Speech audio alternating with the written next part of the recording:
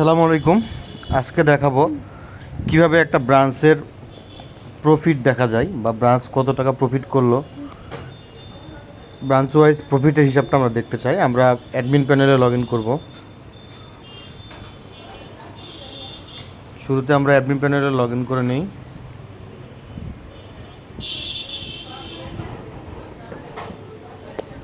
Admin প্যানেলে log in করে আমরা দেখতে পাচ্ছি এখানে তার ক্যাপিটাল এবং রেভিনিউ অ্যামাউন্ট, রিজার্ভ অ্যামাউন্ট এবং এই তিনটে অ্যামাউন্টের ব্যালেন্স আছে, যে ব্যালেন্সে রেভিনিউ অ্যামাউন্ট 0 হয়ে আছে।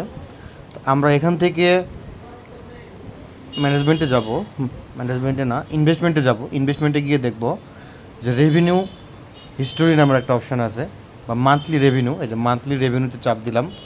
মান্থলি রেভিনিউতে চাপ দিয়ে আমি মে,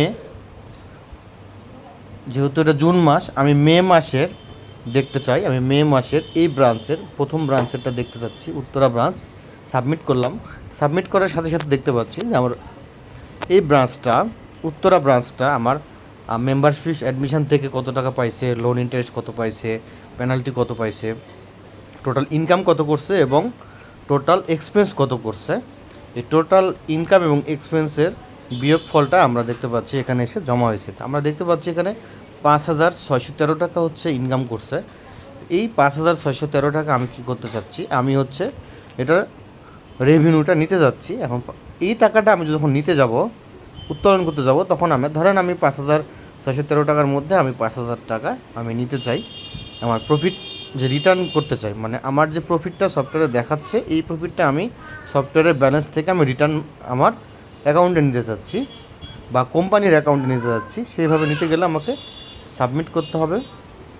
দেখেন, সাবমিট করার সাথে সাথে আমার রেভিনিউ রিটার্ন হয়ে গেছে। তার মানে আমি রেভিনিউটা দেখতে পাচ্ছি এবং ওটাকে রিটার্ন করতে পারছি। যে রেভিনিউ হিস্ট্রিতে গেলে আমি দেখতে পাচ্ছি যে আমি 5,000 টাকা, মানে 5,613 টাকা আমাদের রেভিনিউ অ্যামাউন্ট জমা হয়েছিল, সেখান থেকে আমি 5,000 টাকা উত্তোলন করে নিয়েছি, যেটা আমার প্রফিট ছিল।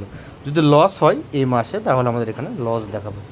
তো এই ব্যালেন্সটা আমরা এখন যদি ড্যাশবোর্ডে যাই, তাহলে দেখতে পাচ্ছি, দেখেন এই যে রেভিনিউ অ্যামাউন্ট, এই যে রেভিনিউ অ্যামাউন্ট আমার 5,000 টাকা এখানে জমা হয়েছে।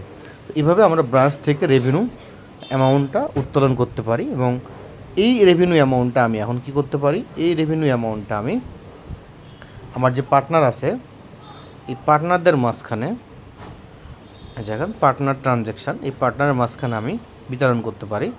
এই দেখেন রেভিনিউ, সে রেভিনিউ থেকে উইথড্র করবে, কত টাকা উইথড্র করবে, যত টাকা উইথড্র করবে আপনি কত টাকা উইথড্র দিয়ে দেবেন। অথবা আমরা কী করতে পারি, রেভিনিউ ডিসবার্সমেন্ট করতে পারি। এই দেখেন আমার যে পার্টনারগুলো আছে, আমার যেহেতু 5,000 টাকা রেভিনিউ হয়ে আছে, এই 5,000 টাকা রেভিনিউ আমরা তিনটা পার্টনার আছে, তিনটা পার্টনারের টাকার উপর বেস করে, যে যত টাকা ইনভেস্ট করছে তার উপর বেস করে একজনে পাবে হচ্ছে 4,059 টাকা এবং আরেকজন পাবে হচ্ছে 940 টাকা, আর একজন 0 পাবে যেহেতু সে ইনভেস্ট করে নাই। এখন আমরা চাপ দিলে এই টাকাটা কী হয়ে যাবে, এই টাকাটা এই পার্টনারদের মধ্যে আপনার বিতরণ হয়ে যাবে।